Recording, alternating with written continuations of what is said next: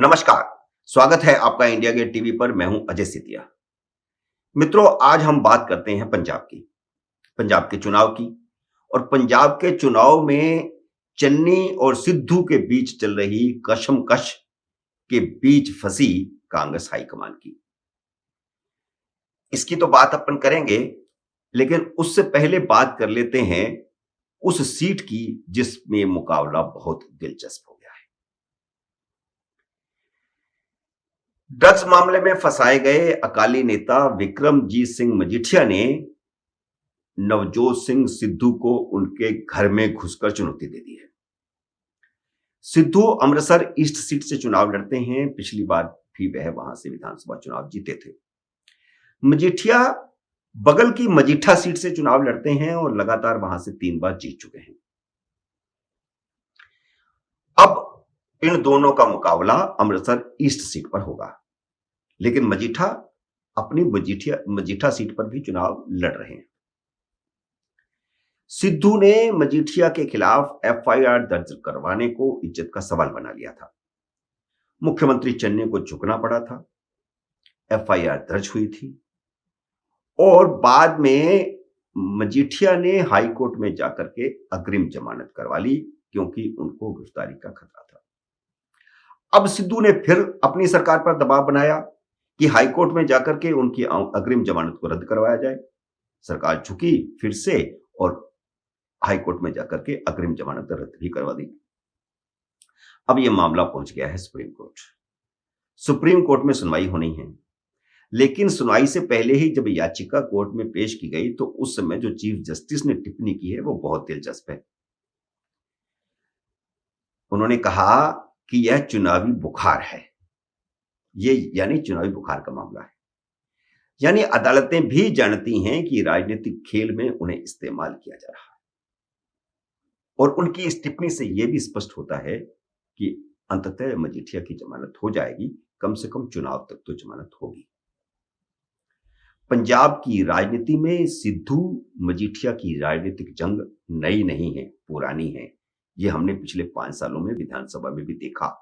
दोनों विधानसभा में आमने सामने खड़े होकर के टकराव में आ जाते थे, गाली गलौज जैसी भाषा भी इस्तेमाल करते थे और दोनों विधानसभा में कैसे भिड़ते थे उसकी एक तस्वीर आपको दिखाते हैं। ये विधानसभा के भीतर की तस्वीर है जो आप देख रहे हैं। और फिर जिस तरह सिद्धू ने मजीठिया को गिरफ्तार करवाने की कोशिश की, उसने दोनों की जंग को मैदान में ला दिया है। मजीठिया अमृतसर जिले की अपनी सीट से तो चुनाव लड़ ही रहे हैं, जैसा मैंने आपको कहा, और सिद्धू के सामने भी लड़ रहे हैं। पंजाब का सबसे दिलचस्प मुकाबला अब ये सिद्धू और मजीठिया का हो गया है। पिछली बार जब विधानसभा चुनाव हुआ था 2017 में, तो इसी तरह का दिलचस्प मुकाबला प्रकाश सिंह बादल और अमरिंदर सिंह में हुआ था, लंबी विधानसभा सीट में। इसके अलावा एक और दिलचस्प मुकाबला भी हुआ था और वह दिलचस्प मुकाबला यह था कि सुखबीर सिंह बादल, जो प्रकाश सिंह बादल के बेटे हैं और उप मुख्यमंत्री भी थे, उनके सामने भगवंत मान ने जलालाबाद में खम ठोक दिया था।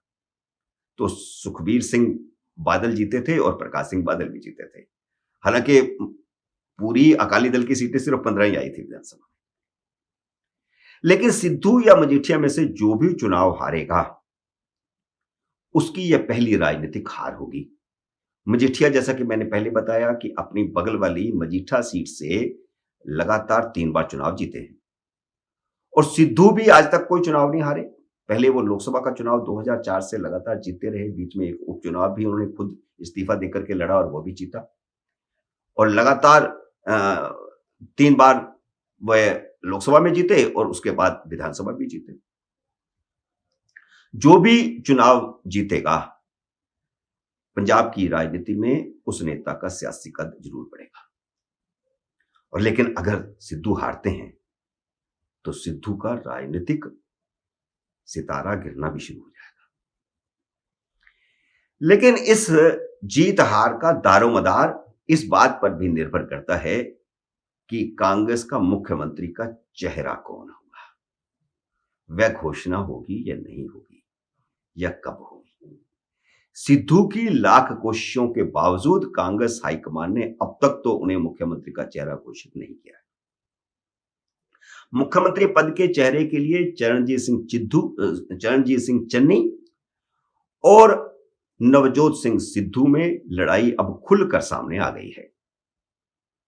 एक तरफ चुनाव चल रहे हैं, पार्टी के जो विधायक हैं या उम्मीदवार हैं वे चुनाव मैदान में कूदे हुए हैं। सिर्फ 20 दिन भी नहीं अब बचे चुनाव में, 20-22 दिन बचे। 2 दिन पहले तो चुनाव प्रचार खत्म हो जाता है और इधर इनकी लड़ाई तेज हो गई। 27 जनवरी को जब वर्चुअल रैली के लिए राहुल गांधी पंजाब गए थे तो दोनों ने वर्चुअल रैली में भाषण के दौरान ही राहुल के सामने मुख्यमंत्री का चेहरा घोषित करने की मांग रख दी थी। पहले सिद्धू ने कहा कि उन्हें दिखावटी घोड़ा ना बनाया जाए, उन्हें ताकत दी जाए, यानी मुख्यमंत्री पद का उम्मीदवार घोषित किया जाए और यह कहा कि किसी को भी करो, आप मुख्यमंत्री पद का उम्मीदवार घोषित करके चुनाव लड़े। तो इस तरह सिद्धू अपनी इस चाल में यह कहकर के कि किसी को भी घोषित करें, कांग्रेस हाईकमान को ट्रैप में लेना चाहता है कि कांग्रेस हाईकमान जो है उनकी ट्रैप में आकर के या तो उनको घोषित करे या ना घोषित करे। और सिद्धू की जो तरीका है राजनीति का वो अब सबको समझ में आने लगा है। और सिद्धू का भाषण जैसे ही खत्म हुआ, मुख्यमंत्री चरणजीत सिंह चन्नी ने माइक संभाल लिया और उन्होंने माइक संभालते ही कहा, मुझे 111 दिन मिले हैं सिर्फ, ना मैं इन 111 दिनों में सोया, ना मुझे किसी ने सोने दिया। मतलब साफ था कि सिद्धू ने एक दिन भी उन्हें सोने से नहीं दिया और ढंग से काम करने नहीं दिया। हर रोज कोई ना कोई नई समस्या खड़ी करते रहे। इसके बाद चन्नी ने बाकायदा झोली फैलाकर साफ साफ कहा कि अगर पार्टी को उनका काम पसंद आया हो तो उन्हें पूरे 5 साल भी दिए जाएं। राहुल गांधी ने वादा किया कि कांग्रेस कार्यकर्ताओं से बात करके मुख्यमंत्री का चेहरा घोषित करेंगे। इसी तरह का ड्रामा पहले केजरीवाल कर चुके हैं। केजरीवाल ने भगवंत मान को घोषित करना है ये लग रहा था, क्योंकि पिछली बार उन्होंने चेहरा घोषित नहीं किया था तो उसका आम आदमी पार्टी को बड़ा नुकसान हुआ था। आम आदमी पार्टी अकाली दल से ज्यादा सीटें ले गई थी, लेकिन अगर चेहरा घोषित किया होता तो लोगों का यह मानना है कि वो चुनाव जीत सकती थी या ऐसी स्थिति पैदा कर सकती थी कि हंग असेंबली आती। तो केजरीवाल ने कहा कि हम मिस कॉल से लोगों से राय लेंगे कि किसको घोषित किया जाए, और वो ड्रामा हुआ और ड्रामा होने के बाद जो है भगवंत मान को घोषित कर दिया। तो ये अब राहुल गांधी कह रहे हैं कि कांग्रेस कार्यकर्ताओं से पूछ के करेंगे। तो पूछ के जो करेंगे तो उसके बाद दूसरा कोई बोल नहीं सकेगा। तो ये एक राजनीतिक चाल राहुल गांधी भी खेल गए। अब मुद्दा असली यह है कि अगर सिद्धू को मुख्यमंत्री का चेहरा बनाया जाता है तो लोग पूछेंगे कि फिर 100 दिन पहले चरणजीत सिंह चन्नी को मुख्यमंत्री क्यों बनाया था। दूसरा सवाल यह भी है कि जब सभी दूसरी राजनीतिक पार्टियों ने जट सिख को उम्मीदवार घोषित किया है तो गैर जट सिखों को मिल रहा जो इस वक्त कांग्रेस के मुख्यमंत्री हैं और गैर जट सिखों के जो वोटों का फायदा हो रहा है उसको क्यों गवाया जाए, क्योंकि जो 4 मुख्यमंत्री पद के इस समय दावेदार हैं, जैसे अकाली दल से प्रकाश सिंह बादल नहीं तो सुखबीर सिंह बादल। प्रकाश सिंह बादल 94 साल के हो गए हैं, हालांकि वे चुनाव लड़ रहे हैं, लेकिन वो नहीं होंगे तो सुखबीर बादल होंगे। इधर भारतीय जनता पार्टी हालांकि 65 सीटों पर चुनाव लड़ रही है और अमरिंदर सिंह की पार्टी 37 सीटों पर चुनाव लड़ रही है, लेकिन चेहरा अमरिंदर सिंह ही है, वो भी जट सिख। इसके बाद भगवंत मान आम आदमी पार्टी के, वो भी जट सिख।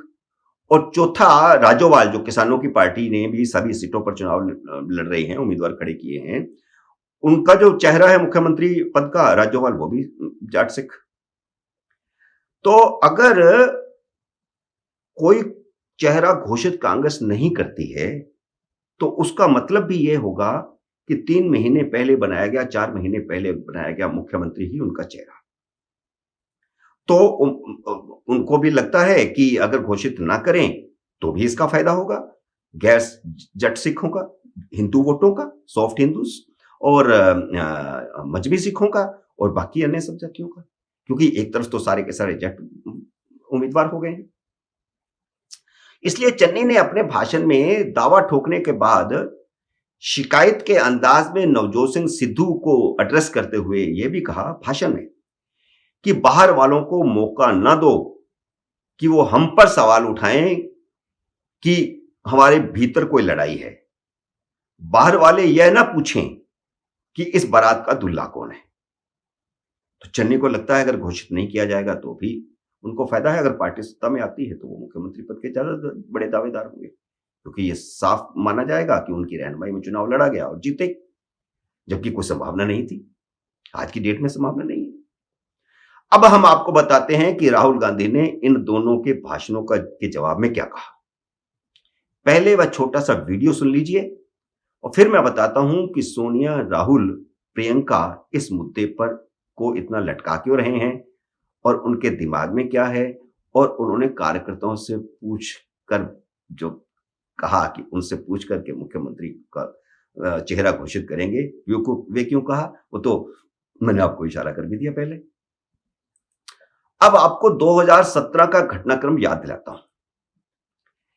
तब भी मुख्यमंत्री पद के चेहरे पर ऐसी ही लड़ाई और ऐसी ही कशमकश थी, और सिद्धू उस वक्त भी मांग कर रहे थे कि मुख्यमंत्री का चेहरा घोषित किया जाए। कांग्रेस ने नहीं किया था। ये 2017 के चुनाव से बिल्कुल पहले की आप पुरानी बातें याद कर लीजिए, और नहीं तो आप अखबारों की फाइलें उठा करके देख लीजिए। सेम टू सेम यही हुआ था। और कांग्रेस ने चुनाव के आखिरी दिनों में अमरिंदर सिंह को मुख्यमंत्री पद का चेहरा घोषित करके सिद्धू को बर्फ में लगा दिया था। इस बार फिर आखिरी दिनों में चेहरा घोषित किया जाएगा, और वह चेहरा चरणजीत सिंह चन्नी का होगा। वह क्यों, मैं आपको उसके कारण बताता हूं। आपको याद होगा कि जब अमरिंदर सिंह ने प्रियंका गांधी से शिकायत की थी कि सिद्धू मंत्री बनने के लिए पाकिस्तान के प्रधानमंत्री से दबाव डलवा रहा है, तो प्रियंका गांधी ने जवाब में कहा था कि वह बेवकूफ है। ये रिटर्न में कहा था, रिटर्न में मैसेज गया था, रिटर्न में जवाब आया था कि वह बेवकूफ है। और कांग्रेस यह मानती है कि पता नहीं सिद्धू कब क्या बोल जाए।